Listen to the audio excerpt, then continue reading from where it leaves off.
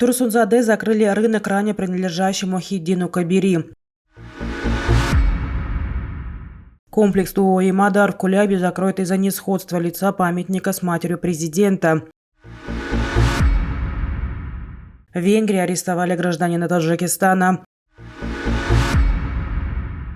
Очередное заседание московского формата по Афганистану состоится в середине ноября. В России мобилизовали 318 тысяч человек вместо предполагаемых 300 тысяч.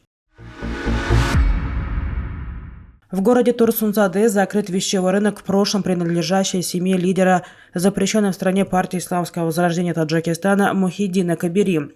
Несколько торговцев сообщили, что местные власти закрыли рынок без предварительного уведомления. Многие торговцы оказались со своим товаром на улице в прямом смысле этого слова. Работники рынка, которые предпочли остаться неназванными, сообщили, что торговцам предложено перебраться в новый рынок. В 2014 году экономический суд города Турсунзаде конфисковал принадлежащий семье Мухиддина Кабири рынок Сахуват. Согласно постановлению, рынок перешел в ведение комитета по делам молодежи, спорта и туризма. Последние годы рынком, который был переименован в Арзмол, управлял Мухаммад Бадаков, сотрудник местного отдела комитета по делам молодежи, спорта и туризма. Комплекс ТОО «Имадар» в Кулябе, который был открыт совсем недавно, а именно 23 октября этого года, могут закрыть на реконструкцию. Поводом для этого стало, что при открытии комплекса, на котором участвовал президент Таджикистана Эмомали Рахмон, не понравилась статуя матери. Власти Кулябы информацию о возможной реконструкции комплекса не комментируют. Женщина, изображенная в образе матери, не похожа на мать президента, поэтому власти решили переделать статую, сообщил источник, который предпочел остаться неназванным. По его словам, ранее архитектурный комплекс с таким названием ТОО «Имадар» был открыт в Худжанде, недалеко от международного аэропорта. Тогда на церемонии открытия архитектурного комплекса президент не смог сдержать слезы, а статуя в Кулябе не вызвала у него никаких эмоций, добавил источник. Некоторые участники церемонии открытия подтвердили, что статуя явно не понравилась главе государства. Он даже вслух сказал, что женщина, изображенная в образе матери, не похожа на его мать. Другие источники отмечают, что изображенная в образе матери женщина больше напоминает умершую в прошлом году мать председателя города Куляб Бахтиера Назарзода.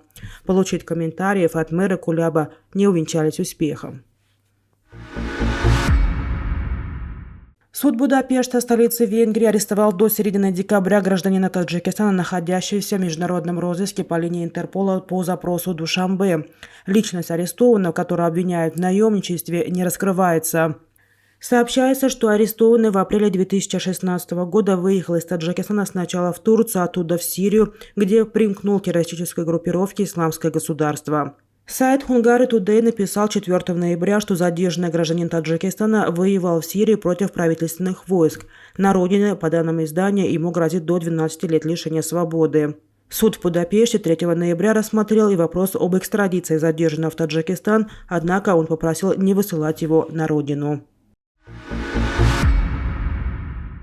Стало известно, что очередное заседание московского формата по Афганистану состоится в середине ноября. В нем примут участие в том числе и талибы.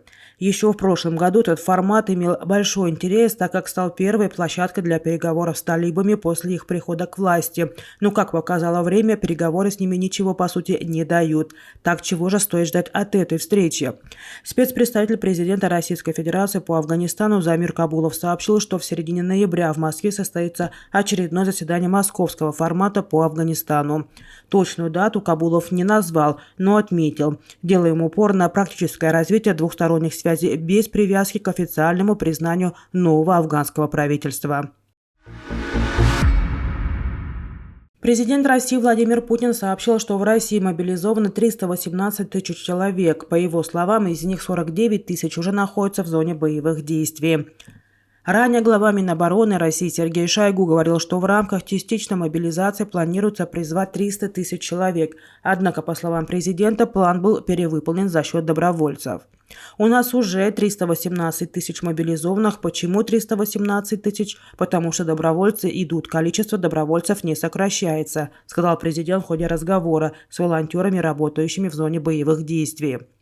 Накануне Владимир Путин подписал указ о единовременной выплате в 195 тысяч рублей контрактникам и мобилизованным. Частичная мобилизация была объявлена 21 сентября. Владимир Путин сообщил о ее завершении 31 октября. В Кремле полагают, что указ, подтверждающий окончание мобилизации, не нужен.